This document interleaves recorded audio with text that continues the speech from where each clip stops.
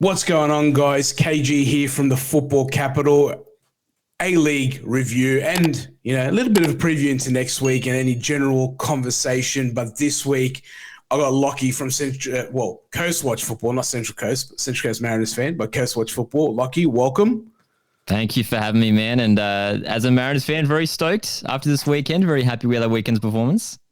Mate, not just the weekend. Obviously, you went down and did a bit of a vlog against my Western Sydney Wanderers, and it was a good outcome for you guys. Obviously, Western Sydney Wanderers dropping more points after Brisbane the week before, but obviously you travelled down to the game, and if we start on last week's game, Western Sydney Wanderers get a 2-0 lead. A red card to the Mariners. Tell me, what were you thinking inside the stadium? Were you thinking, geez, probably not the right trip to make it down midweek? It was rough. It was rough. I think it was like the hour mark. Yeah, we were down as you mentioned, the 2 goals down a man. And especially coming off the 5-0 loss the Mariners had sustained against Sydney FC just a few days prior, I was like, this isn't good. We lose this game and we lose Lewis Miller, one of our key players, and we're out of finals. Somehow, miraculously, we rescue it. I think it maybe goes to show, yes, it does show the Mariners' heart and spirit, but the problems that are just, that it just really highlights the problems at Western Sydney Wanderers. The fact that, even a few days before, I know they spilled that loss to Brisbane Roar, where Wanderers were so close to winning that game 1-0. And then that late Margush incident at the end of that game. And it was a similar thing here where Wanderers just bottled it at the end. And as a Mariners fan, I was, even though we went into that game expecting to get something out of it, I was worried. I was like, we're out of this game. And Wanderers were doing pretty well. I thought especially that first half of that game, Wanderers were probably the better side. They created some good opportunities. And they really tested the Mariners' defense for large parts of that game. But yeah, especially that last 10 minutes, it was all Mariners. And then all of a sudden, we rescued it. And it pretty much was the last kick of the game. And, dude, the scenes in the away bay were it was honestly one of the most crazy away day experiences I've ever had. If anyone hasn't seen it, head over to Coast Watch Football and check out that footage, because it was kind of special, obviously running through that bay to try to get to the players. Who doesn't love a late equaliser or even a late winner? And you're right. Look, there are problems at the Wanderers. I think it's, look, it's not all doom and gloom from my perspective, because, had Central Coast won the game, we probably said, look, a better side had beaten us on the day. The disappointing part is we keep shooting ourselves in the foot from West Sydney Wanderers' perspective, because obviously you touched on Margush the week before, and now this week where 4 points would have changed what the ladder could have looked like. Not to say that we would have been sitting in 7th or 8th, but one, it's momentum, obviously something that you guys took into your next game, which we'll touch on in a little bit. But it is really about trying to, pick up as many points as you can, build that momentum. And realistically, if we look back at Wanderers' last 10 matches, there hasn't been too many losses. There's been a lot of draws, and where we probably should have taken more points away from teams. But again, shooting ourselves in the foot. But it's I know you didn't dismiss the fact, but it is Central Coast Mariners. They just have this belief, man, that you never stop. I don't know if it's the arrival of some players and the youth are just hungry for their opportunities. But geez, scenes on my end were disappointing. But lucky, man, as I said, everyone loves a last minute equaliser, especially if you got another hour and a bit travel back up north. Yeah. Absolutely. It led well into your next game, but we'll touch on that in a second. There was another match on the Wednesday night, which was Perth Glory and Wellington. You know what? For most part, Perth held their own for a while in that match. It was only the 1 goal that separated them. They have struggled. We know, because we give Borcho a lot of shit with this Perth Glory side, but I don't know. Wellington, I thought, would have been a lot more clinical, a lot more ruthless in front of goal against Perth, especially knowing that they're going to head home to their first home match in some time. Really thought they would have put Perth to the sword, but it was an entertaining game nonetheless. Yeah, well, it certainly was, and I caught the replay afterwards, of course, because I was in Parramatta for the Mariners game. But yeah, again, Perth Glory, like they haven't been all terrible, and I know we'll talk about their game on the weekend, which was an absolute smashing. But defensively, they've actually where they are on the ladder, and considering they've only won 3 games this season, they haven't conceded like that many goals. Like there's been some teams, some terrible Mariners teams in the past that picked up the wooden spoon that just conceded so many goals, but Perth defensively are a decent team for most of the time when they've got their players fit. And in this game, yeah, they almost held on. I think it was 0-0 still at half time in this game.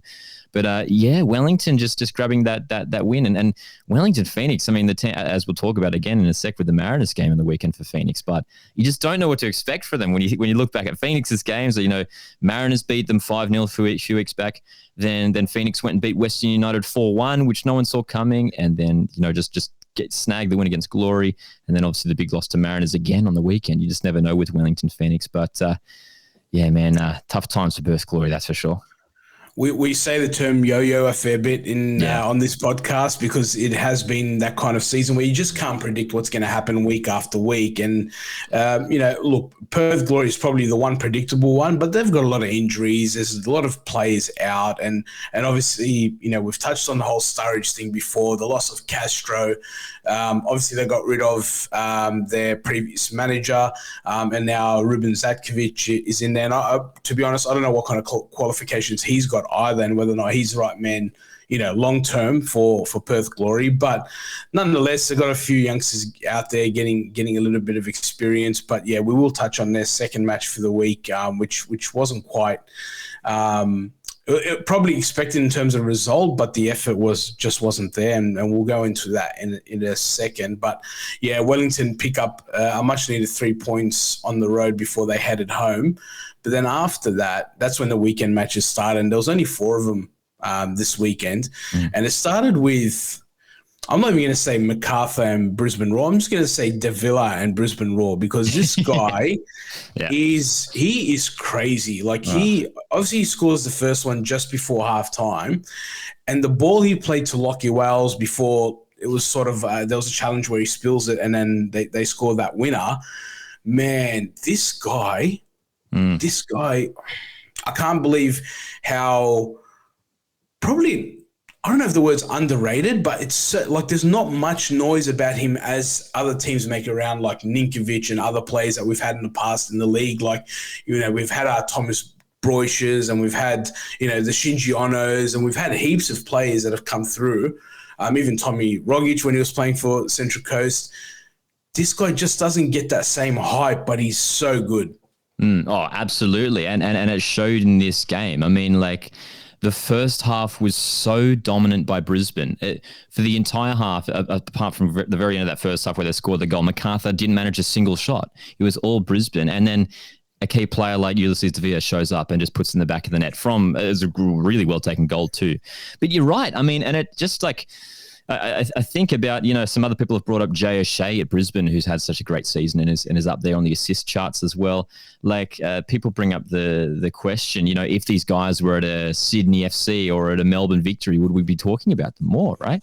And Ulysses Davila, for me, on his day, is easily the best player in the league. And he won the Johnny Warren medal winner. He was the Johnny Warren medal winner last season, I'm pretty sure, as well. So he's so good and such a great acquisition for Macarthur SC. And honestly, look, no disrespect to Macarthur, but they genuinely, I don't think they'd be where they are. They're currently still in the top 6. I don't know if they'd be there without Davila. They've had injuries to some of their attacking players. De Silva, Tom Urich has missed almost the whole season, but Davila has been there almost the whole way. And I don't want to go as far as say that he's carried them, but he's so important for them. And look, if Macarthur are going to secure a place in the top 6, which they have to fight to do so, it's going to be off the back of the brilliance of Ulysses Davila.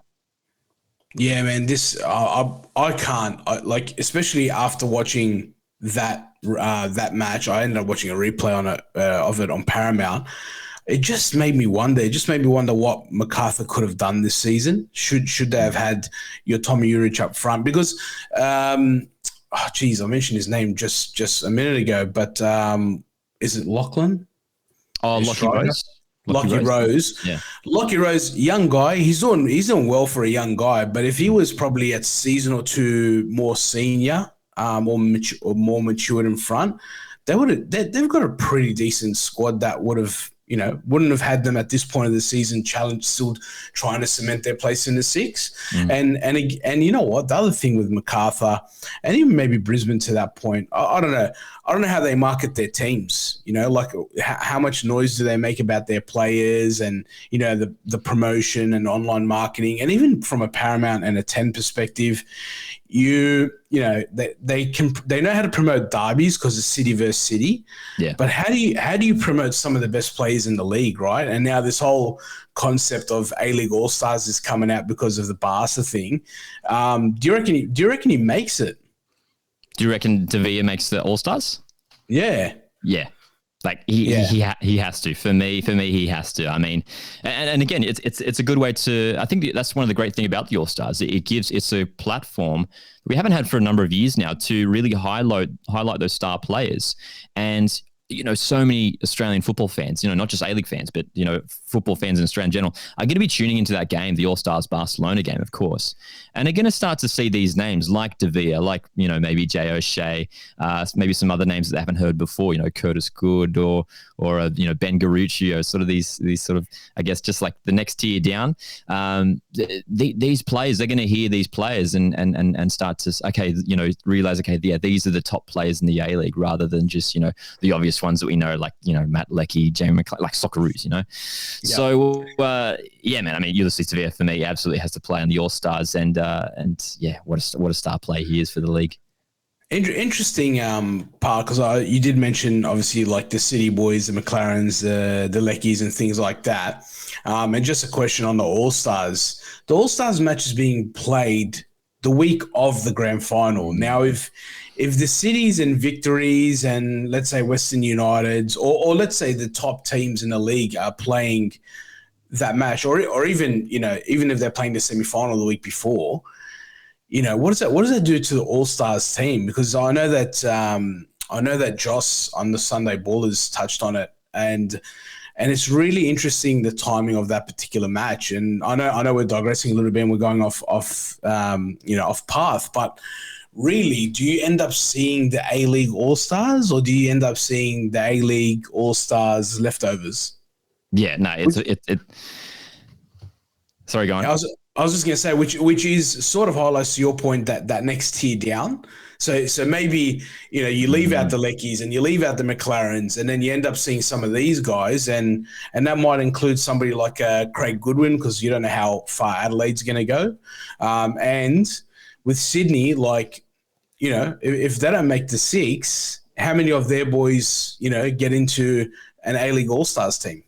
Yeah. I mean, yeah. First of all, it's not ideal at all. Hey, like the timing of it would have been great if it was even just after the grand final, a few days after, or a couple weeks after would be ideal. Just sort of in the off season sometime. But pardon me, it's obviously. I mean, there's no chance those grand final teams players are going to be involved in it at all. I mean, if my team's in the grand finals, no way I'm letting anyone go to play in an All Stars like a 1 or 4 stars game, right? Yeah. So.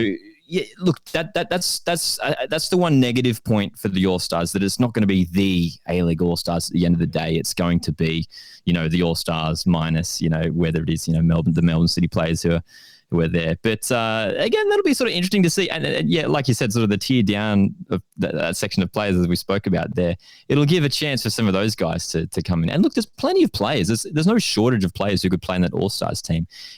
Every club, even Glory. I mean, Glory have Bruno Fornaroli, one of the bottom side in the competition, have one of the best strikers in the league. So there's players from every club who could easily slot into that All-Star squad. The one pro thing about the All-Stars game being just before the grand final is that, and this is all about, how Channel 10, I assume the game's going to be broadcast on Channel 10. I don't know if that's been revealed yet, but they have to absolutely just push it in there so much that you've got the A-League grand final coming up in a few days. During every ad break, have it on all the billboards, on the sidelines. A-League grand final this weekend. Tune in on whether it's going to be free to wear or whatever. But so that's one positive. But I mean, ideally we'd have it later. Hey. Yeah, I mean, look, yeah, ideally, like you said, probably a week after, or a week and a half after, because from my perspective and from Barcelona is probably wrapping up their season early May, and they're hopping on a plane to Australia. Like, so are they going to come full strength? Are they not? Because I know that obviously United, they're coming in July, they're going to Melbourne, which makes a little bit more sense. Give the players a bit of a break. I don't think there's any international football because the World Cup's later on in the year. So a lot of the positions would have already been decided, other than the Australia path and a few of the South American paths as well. But yeah, just really interesting timing on that. But I do know from a football federation, or I don't know if it's Football Australia now. It's not even FFA, is it? But I know whatever it is now, them and the clubs are definitely pushing this whole Barca game, because I received about 1,000 emails from them, and I'm sure your club would have done the same. So they're trying to push it, but yeah, if they can promote the final and this Barca game as well, as a big push, hope to see some big crowds, man, because it'll be interesting. It might be an all Melbourne final, by the way things look, but still a bit early to tell. But nonetheless, Macarthur took the points. We move into the other Melbourne team, Western United. I think they were still in Tassie, and they gave a proper slapping around to Perth Glory. And this one, much worse than the Wellington one. Lockie Wales picking up a hat-trick. I thought it was before halftime, but probably not. But 6-0. Jeez, capitulation. And you just saw it. You saw it in the back line. You saw it in the youth. You saw it in the lack of experience. And for me, it's, you know what?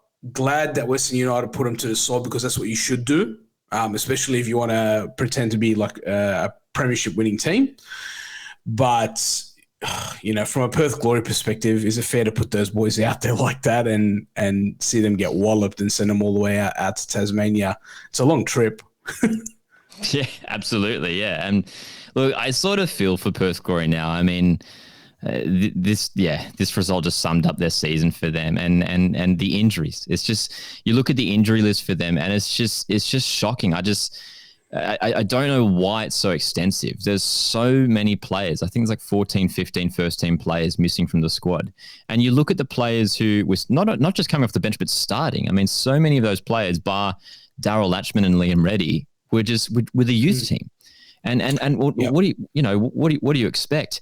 But the thing that I was thinking about earlier as well is that, and again, not to bring in my team Mariners into it, but Central Coast Mariners and a few other teams like Adelaide have been playing a few youngsters. There's teams across the A-League that have been bringing in young players and have been doing relatively well. I mean, Mariners famously this season have like half our squads academy boys. Perth Glory bringing in these academy boys and not really making an impact at all. And, you look at, are there issues with the youth system there at Perth Glory? Are there issues, I look at the injury list and like, what's the reason behind that? Is it, I guess a factor to that is obviously the crazy amount of travel they had to do at the start of the season. And if you remember those first couple of months where they were stuck in hotel quarantine in Brisbane, I think they were in Adelaide for a bit, Melbourne, they were just all over the place. They've just had so much travel. And for the last few weeks, they've had like 2 games a week, just like back and forth from WA.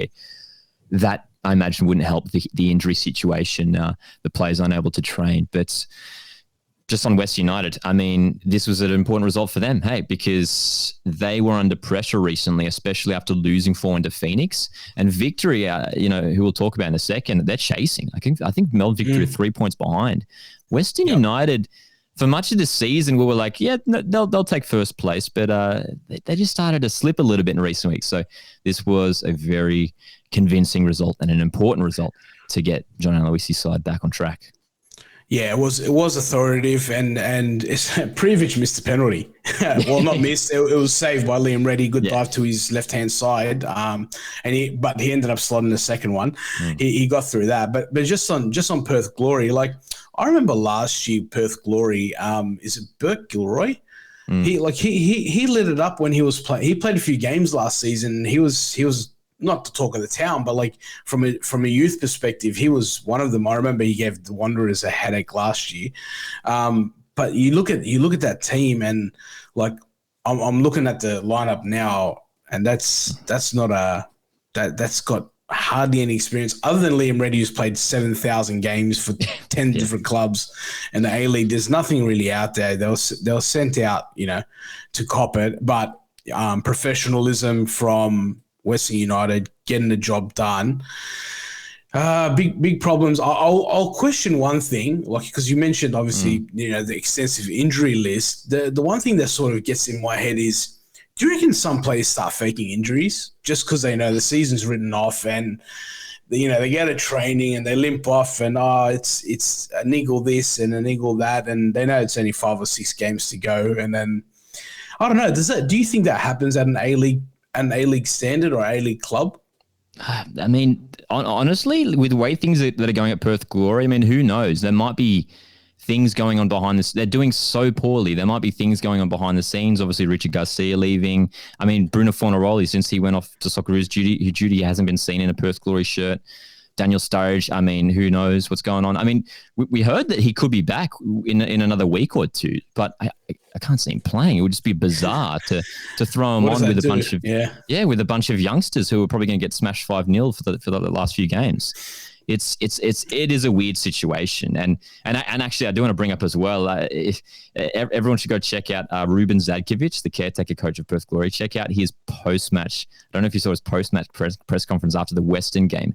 He was really targeting some people, and he was absolutely livid. He wasn't holding back at all. He was seething, and he was really targeting. He didn't specify which player specifically, but he was really targeting some individual players who he just said like wasn't going to be involved at all, like for the club ever again, or stuff like that. But his post-match press conference. Do you think that's a little bit harsh considering their situation? I mean, a lot of these boys are playing football at this level for the first time. Do you think? And this is what I was trying to allude to a little bit earlier around Ruben Zadkovic, which was, is he the right guy? Like, sometimes in this kind of situation, you're going into a battering, it's going to be bad, to come back out and not name names, but pretty much they would know who they are, right?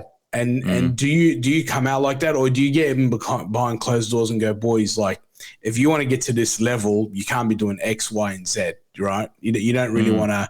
Everyone knew they were going to go and get a battering. It wasn't like if he was under any other illusion, I don't know why, but do you do that as a coach or a manager? I think Ruben Zadkovic is in a tricky position, and as I mentioned, the whole situation there is tricky. I think he has to. I think for Perth Glory fans, I mean, this is unacceptable for them. And for me, I want to hear that from my coach. I want my coach to front up and be strong and say that this is unacceptable, say these players aren't performing. And because it is unacceptable. I mean, the way they're playing is even, yes, they're missing so many players with injury. Yes, they're running their youth squad. But I mean, tactically, they've just been shocking all season. If you watch them play, just in attack, they just have no life going forward, no creativity, and yeah. I mean, if you're a fan, you want to see the best from your team, and you want transparency as well. I mean, for me, as all football fans, we want to know what's going on. The fans deserve to be a part of discussions and everything, of course, and.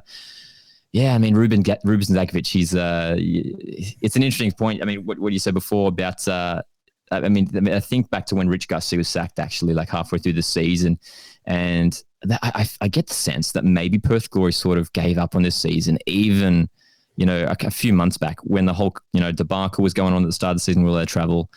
Richard Garcia goes. I think their attitude for the rest of the season was just, let's just bring in Ruben Zadkovic, who was already coaching the academy side, and let's just try and run this season out with what available players we have. And look, it's really disappointing seeing what's going on there. And I'm very, very fascinated out of all teams to see what they do next year, because they have so much work to do. A lot of work to do. And I was just curious, as you were saying that, I was looking through some of the stats. So they've had 3 wins this season. Oh. Okay, they've had 3, right? One against Brisbane, which, okay, no worries.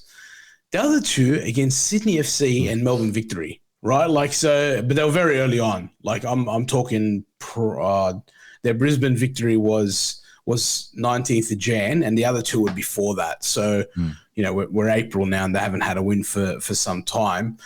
A season that could have been I mean, it's gone now, obviously, but a season that could have been for Perth Glory. Western United, take the points, let's run, let's go at it. But interesting to see, and I'm just gonna pre-warn the Glory fans and Borcha as well, because you just said it. Interesting to see what happens next year. As a Wanderers fan for 6 years now, we've said it all over and over. So something's got to happen, right? Something's got to change over there. Otherwise, you're going to end up with the same results. So all the best to the Glory fans, and we'll see how that goes out for next season. There's still games to go, so you never know. But definitely a line through them. And I think, putting a line through some teams, obviously Wanderers might be another one, but Newcastle Jets season probably gone now after that 2-1 loss to Victory. This one, it was interesting because I didn't watch this one live. I ended up watching a bit of Joss's Sunday Baller show and heard about the whole crossbar challenge. Unbelievable. From the 45th to the 50th minute, 4 crossbars. It was absolutely nuts. But what I will say, and we're just talking about Perth, the link up with Economides and D'Agostino to get that first goal, really, really nice movement from Victory. He pretty much ran the whole length, the whole half of the field. He got that ball really early. He was onside, obviously he was in his own half, and then just took off. And a good finish from D'Agostino to open up the scoring against the Jets. Yeah, and I don't think people should underestimate how hard that is to do. Like, even though he made it look easy, but the pass was fantastic. But as you mentioned, to run that whole half with the defender chasing you, and then to put away that finish, like he was on the angle, and then to just get it away from the keeper into the corner at full speed, like that was remarkable. And that's why he's a Socceroo now. And in my opinion, he's one of the best young Australian players coming through right now. Chris Economides, as you mentioned there, probably had his best game in a Victory shirt. And Tony Popovich mentioned it in the post-match press conference, and I didn't realize this, but it was actually the first full 90 minutes that Chris Economides had played all season, apparently, which surprised me. And he was a player that was highly, everyone was very keen to see how he'd go at a big club like Melbourne Victory, and he's had a mixed year. He's had injuries haven't helped him, but. Yeah, man, this was a really fun game. I did a live watch along for it, and it was really entertaining. Jets stayed with him. The whole way through. Grabbed a fantastic goal. Daniel Pena with a through ball for Siatra Vanes. That was it's sort of similar to the Victory goal almost, but that was a superb through ball by Daniel Pena, who's, again, one of the top players in the A-League at the moment. From there, it was anyone's game to win. And as you mentioned, the crossbars, that was the first crossbar, which I believe was Costa Grozas, former Wanderers. Costa Grozas, yep. Yeah. He has to finish that. That's honestly one of the misses of the season. Right in front, the goal's gaping wide, and he just smashes the crossbar. And Victory punished him late. Margiotta with the winner right at the end. Dude, that's experience, that run, because he got rid of 2 defenders there. Margiotta, and it was the flick header into the far corner. I will criticize Newcastle's defense a little bit on that winning goal, because that ball I can't remember who played it across field, but I thought there was a real opportunity there for the keeper to get there first. If he was off his line, because that ball ended up almost inside the box, the first one, the crossfield pass, and I thought, geez, man, like, come out and clean that up, get rid of it, get rid of the danger, and then, I don't know what you would call it, a lob or a chip type thing for Margiotta, and he just beat both defenders and was clinical. But really, really, really, really disappointing from the Newcastle defense, especially that late on in the game. I know obviously you get tired and whatnot, but to give up that much space and to allow them to, with ease, create that opportunity, I thought that was probably the more upsetting thing than conceding the goal, because it was just so easy for Melbourne. Yeah, absolutely. And then, look, credit to Melbourne Victory. Like, just a word on them. I think I can't remember exactly what the figure is off the top of my head, but there's something like 10 or 11 games undefeated, and they're putting in such a good run towards the end of the season. And for me, I like. Absolutely in the race for it to be a grand finalist team. I could see them going a long way in the final series. But as you mentioned, disappointing for Newcastle Jets, who, from here, like really have to win every game and take on my Central Coast Mariners in two, what I'm sure going to be epic F3 derbies that I'm absolutely looking forward to. So for Newcastle, it's going to be very difficult to snag finals from here. Disappointing with how well they've played for a lot of games with Daniel Pena, Beckham Mikuldadze has been bagging the goals for Newcastle Jets. Especially, I mean, we should also mention as well. These are the two sides who were bottom of the table, like way down bottom of the table last season, and they both improved so much. But Melb victory just tactically, Tony Popovic has been too good for them, hasn't he? Oh yeah. Mate, Tony Popovic, probably one of the biggest regrets, Wanderers, if they look back, is, since he's left, the club's gone backwards. And credit to him, because his first season at Perth, he took them to an A-League Grand Final, finished premiers. Not surprising what he's done with Melbourne victory. He pretty much robbed Perth glory, Sporanovic, D'Agostino, Economides, and he linked them up with the Kiwi Messi, and you got Margiotta. It's a solid team. It's a solid team that can go a long way. I can't remember the goalkeeper's name, but he's been playing really well. Calava, Yes, Calava. He looks like a beast in goals. He's surely he's like 8 foot tall or something. I don't know. He's huge, but yeah, I think looking at the ladder, Lockie, I think it's from Central Coast upwards fighting for those spots. Whilst Newcastle have played well at times this season, I think it's a line through them. It's too many points to make up. 8 points in 5 games. And 2 of them against, like you said, against Central Coast. I know the F3 derbies. I just think Central Coast has got what it takes to get to the finals. And I think was Barry Giddy might have been quoted today saying, if we make it, we're going to upset a few teams. I completely agree with him. I think on your day, really strong squad, strong team, and I think if I had one, I'd be wearing a Central Coast shirt underneath, mate, because I'll be better. I don't think the Wanderers can get any further, and I really think that Central Coast is the team that's most improved this season, and with the way Jason Cummings has been playing, just having him present, he's just that hungry striker, and I think it's fitting that we go into the 4-0 victory against Wellington in New Zealand, their first game in a while. I won't even pretend to know how long it's been since they last played there, but I know, and sorry, you weren't on the last show, but the last episode, we all tipped Wellington to get one. Maybe it was like that homecoming, and we thought, Wellington are going to just do it for the crowd, and they've had a few decent results, although they've yo-yoed a little bit. But, man, you guys were clinical. Yeah. And I absolutely don't blame you guys at all for backing Wellington. I mean, for me, I think in my tips that I posted on Twitter a couple of days beforehand, I said 2-2 draw. And that was me being optimistic. I knew going in, Wellington's first game back at home, and with the last couple of games for them have picked up a couple of wins, and Mariners have been a bit shaky. Obviously, the 2-2 with Wanderers and 5-0 loss against Sydney. I was like this.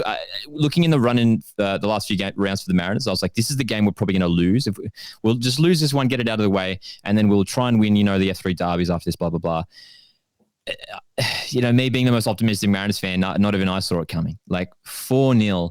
It was for me the best Mariners performance of the season. It was so complete from in defense and then just clinical in attack. Just took our chances getting forward and punished Wellington Phoenix on 4 separate occasions, obviously. So, look, some fantastic goals. The first one, I mean, that the Birigidi save, the Nikolai Muller through ball, the Benny and Kololo finish. I mean, it's an all-star lineup when you look at these Mariners players and how they're linking together now, which is the most satisfying thing as a fan.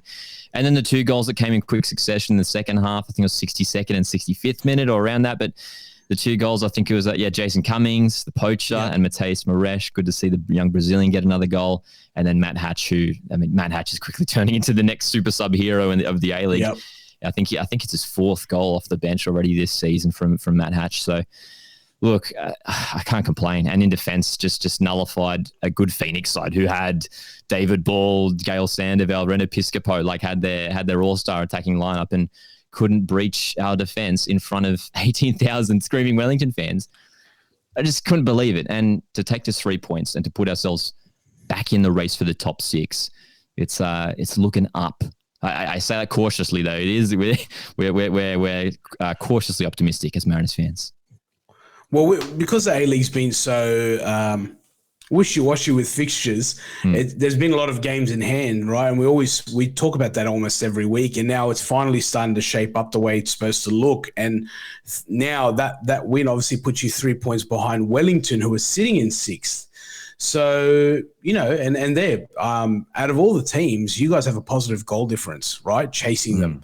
So, I'm very confident to say, if you continue with your form, you knock out the likes of, Wellington, Macarthur, Sydney above you. I'd love nothing more than that, especially from a Sydney perspective. But, that victory, and I think Joss mentioned it last week, we put the mocker on the goalkeepers. So the week before we were talking about Birigidi, and we were talking about Jamie Young, and they both conceded losses that week. And then I said Ollie Sale having an amazing season last week, and now he cops 4 against Central Coast. So I'm not going to talk about any other goalkeepers, but really credit to Birigidi. It was a big save for that first goal, and we spoke about it off air. The build-up play was just amazing, and the finish, my God, that was something special. Cummings for the second one, a poacher's goal, gets the rebound off the crossbar, header straight in. You guys look like a team that's confident. And again, back to what Birigidi said, I don't know if it's true. I don't know if it's just one of those things where people post up, a meme. But I back him completely in saying that if you guys make the finals, you guys will be scary for a lot of teams. Oh, for sure. And I think we've shown that on many occasions that, even think back to we've taken on Melbourne victory. I think about some of those top sides. Melbourne victory. I know they beat us in the FFA Cup final, but in that game we managed to stay with them almost the whole way before they grabbed 2 miraculous goals. Absolutely, there's a really a positive vibe around Central Coast Mariners and a real togetherness. And actually after that Wanderers midweek game last week, all the Mariners away supporters, the whole team came over and, given high fives, handshakes, taking photos with all the fans. There was a really energetic and optimistic vibe from the Mariners. And look, I don't want to say I'm going to get carried away when we're going to go deep into the finals, because you just never know. You just can't predict anything anymore. So, yep. But all we can say is it's right now, Mariners fans should be very excited about how the team is looking, what the vibe is like around the club. And we're a realistic chance of making finals. And who knows, in a final series where a lot of those games are just one-off games, there's a good chance with the quality that Mariners have, now that, as we mentioned, Cummings and Kololo, all these players are coming to really peaking, and the team, we're really coming together at the perfect time at the end of the season. Who knows, anything's possible for the Central Coast. Absolutely, man, and I'm you're my second team for this season, so we'll I love it, man. We'll be talking them up all the way through to the finals. But before then, there's a whole bunch of fixtures that are going to run from tomorrow being Tuesday. This is probably when the episode will come out. But let's run through some predictions for the coming matches, Lockie. Tuesday night, Western United versus Macarthur. They're in Tasmania again for this one. What are your thoughts? Well, as a Mariners fan chasing top 6, I'd love to see Western win and Macarthur lose. But look, Western should be too strong, especially after the confidence-building 6-0 win. I'm going to go for 3-1 Western. You read my mind. I swear to God, I was going to say 3-1. I'm going to back you on that one, Lockie. 3-1 Western United in that one. Way too strong for Macarthur. Wednesday, my boys, Western Sydney Wanderers versus Newcastle. Not so much a dead rubber, but, one of those matches where, it doesn't really mean too much other than probably playing for a contract. What are your thoughts? It's Western Sydney at home. Well, it's simply a must-win game for Newcastle, so that you can expect them to throw everything at it. I remember the last time these two teams played, it might have been actually before the last time. It was down in Parramatta. It was early rounds of the season. Yeah. Newcastle played really well that game. I think Jets will probably just be too good in this game. It could be high scoring with both teams going for it. I'm going to say maybe 3-2 Jets. Yeah, look, to be honest, I'm probably in true Wanderers fashion. I'm probably going to call a draw, a 2-2 draw. So we'll take it at that. And yeah, again, not too much is going to happen with the ladder, but Macarthur having their second game within about 3 or 4 days, they're going to play Melbourne Victory, so the other Melbourne side. But this time they're at home at Campbelltown Stadium. What do you think? Yeah, another tough game for Macarthur FC. I mean, they're really going to be tested here. Is Davila going to be enough to save them in this one?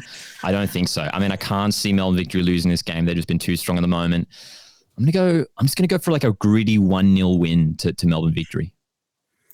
Yeah, I'm with you with I think this is going to spell the end of Macarthur's run, in a sense, especially if Central Coast continue to pick up wins and climb that ladder. I am going to go Melbourne Victory. I'm probably going to go 2-0 away from home.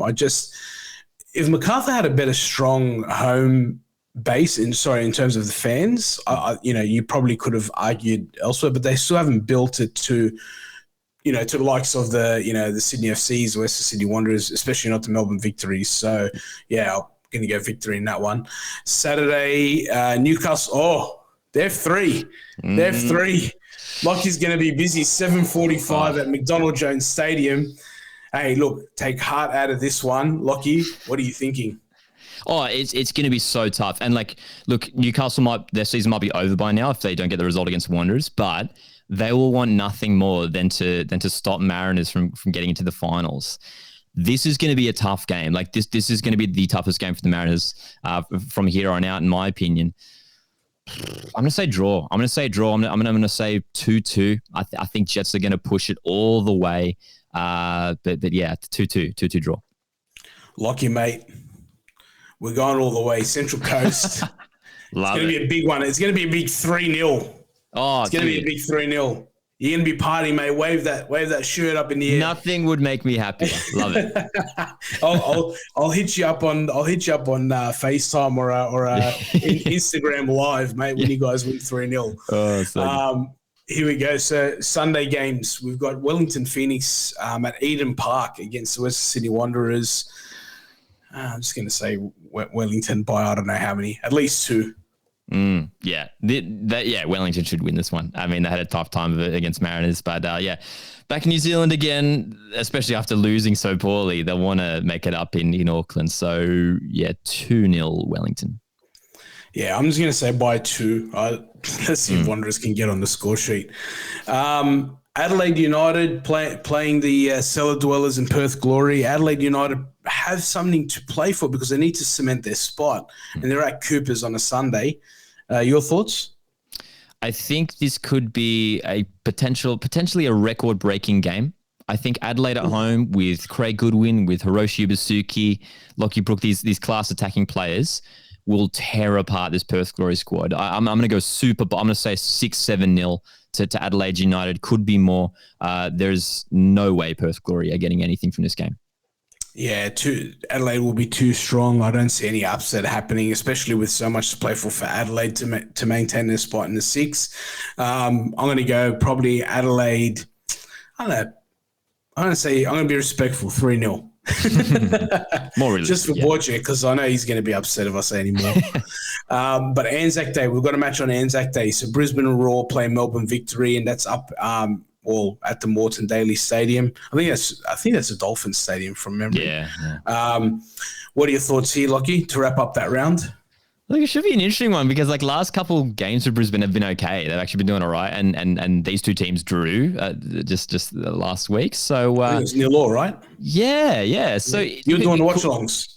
Yeah, that's right. This could be a similar result, and maybe Brisbane. Not sure if it's not their last home game because I know they take on Mariners at home. So, but look, in front of the home fans, it probably won't be enough. I'm going to say 1-1. Yeah, look, I think you're right about Brisbane. They've been playing really well lately. I just think from a Melbourne Victory perspective, you don't pick up points here. It's like a lot of teams have picked up points against Brisbane. I think they're the ones where if you're a manager, you're like, I'm counting on 3 points here, and I think Popovic is going to drill the Melbourne Victory, especially because they got Wellington the week after. I'm going to go Melbourne. It'll be a gritty win, much like the last one. So hopefully a 1-0 win there, but we'll see how that goes. That wraps up the next round of fixtures there, Lockie. A lot to play for. It's coming to the end of that time of the season where there's sixes start to shape up. There's still a battle for first that is nowhere near done. Teams, dropping points and obviously, this week they picked up points, Western United and Melbourne Victory, but last week a lot of them dropping points. An interesting result last week in the Melbourne Derby as well. But we look forward to this weekend's games. Big one for Central Coast. Come on, we've got to get there, Lockie. I'm backing you all the way.